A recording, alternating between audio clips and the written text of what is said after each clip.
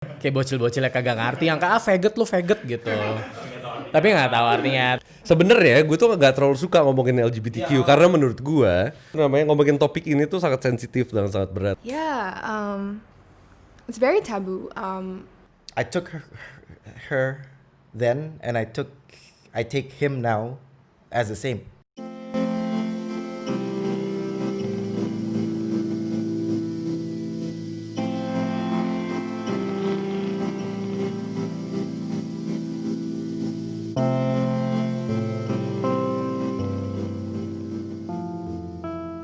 Well, first of all, she sounds like a Karen. Statement yang sangat keras. What the fuck? Stance dia ketahuan banget kalau misalkan dia anti LGBT banget. She's fucked up, man. Obviously it's not true. Enggak, bukan gangguan jiwa sama sekali sih. Orangnya harus belajar lagi deh, soalnya kayak di beberapa negara tuh juga LGBTQ itu udah nggak termasuk gangguan jiwa lagi semenjak tahun 80-an atau 90-an I guess. Jadi kayak kurang belajar deh itu orang. I'm not saying that all of you psychologists disagree, but this girl right here, this doctor kayak stated that it's gangguan jiwa. I mean, if it was gangguan jiwa, I won't be sitting here. Right now, I won't have these accomplishments in my life, and I won't go through all of this shit. So, get it right, boo. Why would you like classify people who like have different preferences, sexuality preferences, as like a mental disorder? Because it's just like, I don't know, love is love.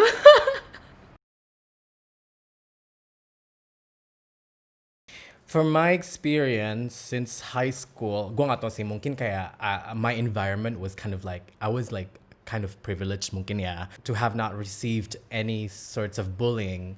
Tapi when I was back in Melbourne, kayak it comes and goes.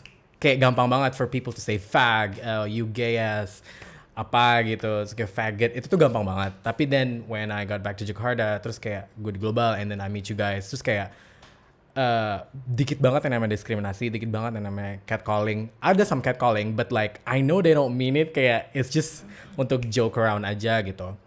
Tapi right now yang bisa gue lihat dari sosial media adalah I think people are starting to accept it.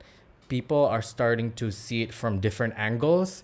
Untungnya gue lahir di lingkungan yang kayak masalah LGBTQ itu kayak ditoleransi gitu. Gue udah out dari semenjak gue SMA, dan teman-teman gue tuh sama sekali nggak pernah ada yang diskriminasi gue ataupun ngata-ngatain gue.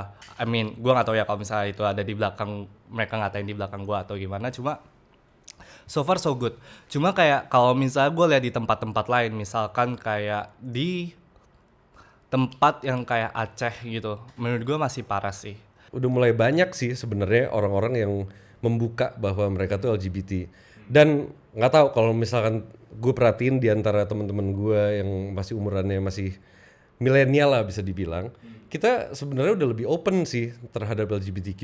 Contohnya kayak dari TikTok gitu, kayak komen negatif gue tuh kayak bisa hitung jari gitu. But once they put like hateful comments, netizen lain yang bakal belain, ngerti gak sih? Yang kayak, ya itu bukan urusan lo, unless you're paying them bills and you can say something about it, gitu-gitu. So right now I think it's progressing because of the easy access to the internet, and people can educate themselves through internet, the power of internet other than porn.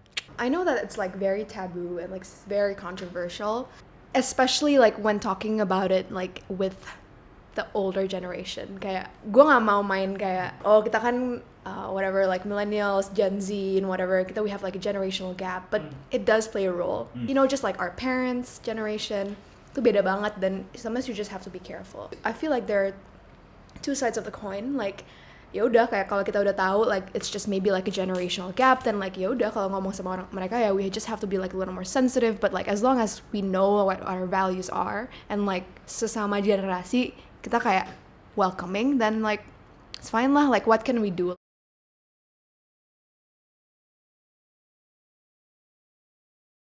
Paling didiskriminasinya secara kasar, kayak misalkan kayak masuk ke bank gitu, kayak LGBT enggak gitu, enggak. Tapi lebih kayak apa ya, sanksi sosial aja sih, kayak dikatain bencong gitu, bencong gitu. Like even just a few days ago, gue kayak overhearing people like beside me kayak, iya anjir gue dikira homo, blah blah blah. and I thought that kayak so what, like kalau dikira homo emang kenapa? Like they don't directly express them to me, but I can sense it in a way that misalnya this particular organization is working on a project and then they wanted to find kayak an actor kayak cowok gitu, and they immediately have this like stigma, oh pasti Elhak gak dia kan ngondek gitu, dia kan kasarnya kayak all the time ngondek, and then his features are like so feminine, terus kayak social media presence-nya dia juga kayak he's so openly kayak he's openly supporting LGBTQ gitu kayak I get that a lot, tapi kayak I took it with a grain of salt juga, kayak I don't really care about it. I mean it's their loss gitu. Pas gue SMA, even though I'm not out yet, itu gue masuk di OSIS kan sebenarnya. Gue termasuk di salah satu orang yang nantinya akan kandidat ketua OSIS gitulah gitu.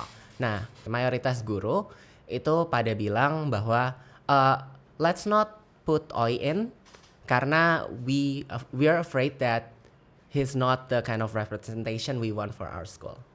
Wow. Whatever that means.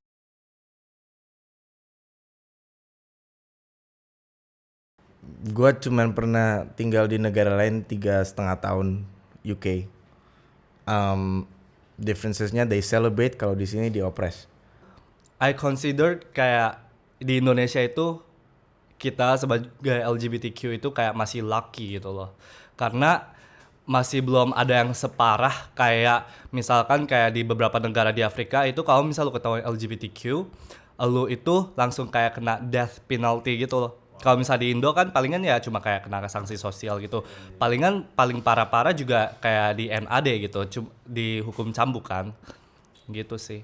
Kalau yang gue bisa lihat yang secara ininya dari cara pakai bajunya, kayak kalau di sana lebih bebas. Lo mau kelihatan kayak lo pakai heels cowok segala macam, dan tapi lo belum tentu lesbian atau gay, terserah gitu. Kalau di sini bisa langsung dijudge gitu.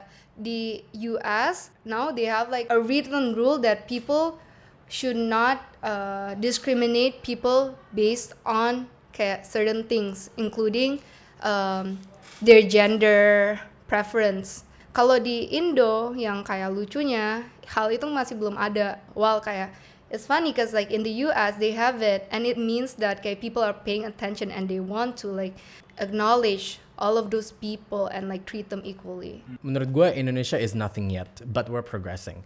Tapi kalau di Amerika, for instance, gue ngeliat, I think the first thing that we need to have is just opportunity to voice our voice gitu.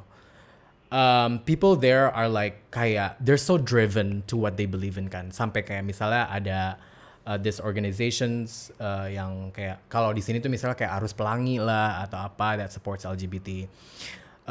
They're so driven that kayak lama-lama all these LGBT people they come together as a family and then they create their own environment sampai kayak orang-orang kind of like normalize it in a way.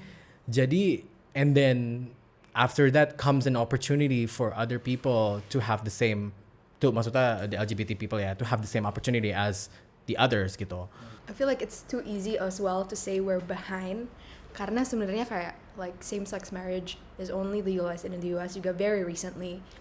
So I feel like it's unfair to say that Indonesia is like apaan sih, we're like so, yes we are behind in a lot of things, but like sometimes what I notice is that in Indonesia we often like use that excuse too many times. It's also good to recognize the progress that we've made so far, like and just being more aware, and like this is what you guys are doing is like also like part of the progress, right? Faktor agama kalau menurut gue salah satu yang paling penting ya. Karena apa? Karena populasi Indonesia kan lebih dari 90% populasi beragama Islam.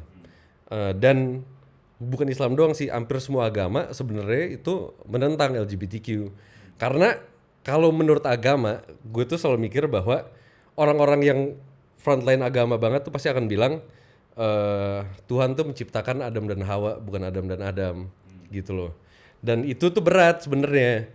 Cuman meski ada benernya, tapi nggak berarti lo nggak bisa menerima LGBTQ as another human being sebagai saudara lo juga gitu loh. Itu sih menurut gue.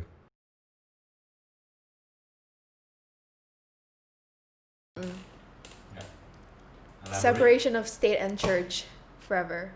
Ini kayak I'm just like stealing the idiom like from the Western world, right? Like the church has to be separate from the state, and like same here. Like kayak sebenarnya kan kita ada technically we have like 5 or now 6 karena mereka baru kayak recognize Konghucu, right? From a more zoom out perspective, like kalau orang yang nggak agama itu, ya, let's just say like kalau bukan orang Islam, and like they have to follow like rules that are like really Islamic, I guess, like it would be unfair. Terus then what happens to the other religions?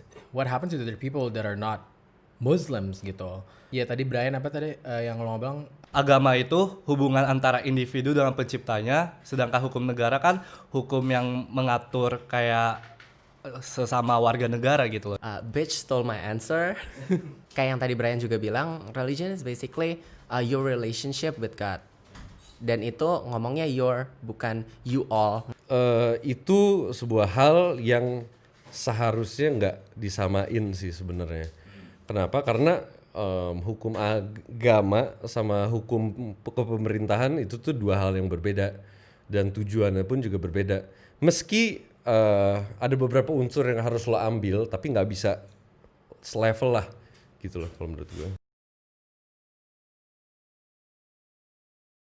I guess untuk orang-orang kayak be open and accepting sesuatu hal kayak whether it's about kayak LGBTQ atau kayak soal apapun, itu pertama-tama harus pelajarin dulu sih apa kayak hal itu sendirinya gitu loh.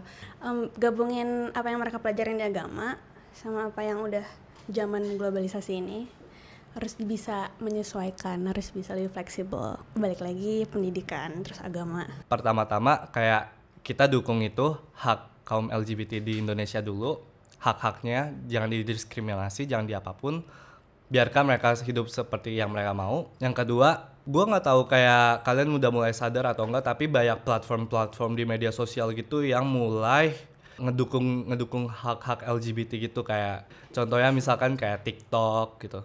TikTok gue kelihatan banget nih TikTok dibandingkan Facebook gitu. TikTok itu jauh lebih open-minded orang-orangnya terhadap masalah kayak ginian gitu. Improve the education system, I guess. Kayak we could start by having gender studies mungkin dari SMP. Yeah, I mean it all starts from school. Indonesian, we all have to learn, have to understand that we can all agree to disagree. Oke, gue punya pandangan beda sama orang lain. Bukan berarti gue harus benci sama orang itu. No, that's the end of the discussion gitu. Karena yang harus kita tahu adalah our belief does not attack our personal value, ngerti ya sih maksud gue? Jadi kalau misalnya kayak, oh gue gak setuju sama lu, bukan berarti I don't agree with your whole existence as a human being gitu. Gue cuma gak setuju sama belief lo yang ini doang gitu. If we all can learn to understand that dan nerapin itu di kehidupan sehari-hari sih, menurut gue itu bisa ngebuat orang untuk open up conversation jadi lebih mudah dan nggak takut-takut gitu aja sih untuk kayak spark some conflict or anything gitu.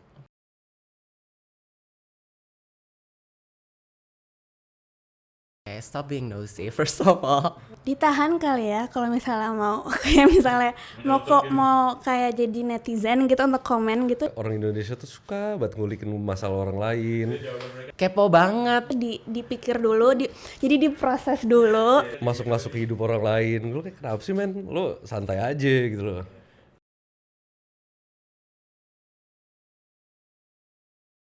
Gua harus terima sih. Pasti kayak bakal kaget banget sih. I'm totally fine with it. Honestly, I don't want to have child. Gue sih sebenarnya nggak masalah kalau misalnya one day anak gue mau hetero, kayak mau homoseksual, kayak mau apapun. If my son or my daughter said that they were gay, there shouldn't be any announcement. It shouldn't be an event of them coming out. Lu harus ikhlas nggak? Harus ikhlas. Secowok-cowoknya anak lu beliin Maisto, lu beliin apa, lu punya anak cewek, lu punya Barbie. Dia mainnya sama Barbie, gue yang kayak anjir, ya udah deh. Ya udah, you're just born the way you are. Kayak just like you guys, you're straight without even talking about it, and being straight is very normalized gitu. I would have a talk with her, like, or him, saying that it can be hard in society outside of our home, and not anywhere, not under our roof, we cannot guarantee that like it's safe for you. Yang penting jangan pernah sekali-sekali kayak membohongi diri lu gitu. Karena rasanya sakit kalau misalnya lu harus membohongi diri lu seumur hidup lu gitu loh. Oh, kalau misalnya buat gue, this topic itu sebenarnya jarang comes up. Lumayan sering we speak of this issue. Not as often as it should be right now. Enggak banyak sama sekali. No way sama sekali. Do you think it should be talked about more? No. No. I try my best to always educate people. Biasanya kita nggak terlalu anggap itu serius gitu. Ya gimana ya, kalau misal topik diseriusin, topiknya diomong-omongin terus-terusan, diseriusin gitu, lama-lama capek juga nggak sih? Keluarga jarang sih. Gue pengen banget ngomongin, tapi selalu kayak ketahan gitu karena mayoritas ya dari keluarga Minang, jadi mayoritasnya Muslim. Terus yang Katolik itu cuma beberapa. Jadi lumayan kalau gue ngomong sesuatu yang agak jeplak gitu lumayan langsung ini sih. This LGBTQ journey in Indonesia kita masih jauh banget. Being against LGBTQ, there's also like internalized homophobia. Kayak there's also kebencian di dalam homofobia tersebut gitu. I'm dating Brian kan. Terus kayak misalnya kalau kita belum ketemu, gue ngeliat Brian kayak misalnya gue kayak maskulin parah gay-nya kayak anjing bencong banget nih orang, gue nggak mau sih kalau pacaran sama cowok yang ngondek yang pakai makeup gitu. That's called internalized homophobia and we're still far from fixing that. Jadi kayak I think kita masih kayak step by step aja dulu. Okay. We're done. I hope that answers. Yep.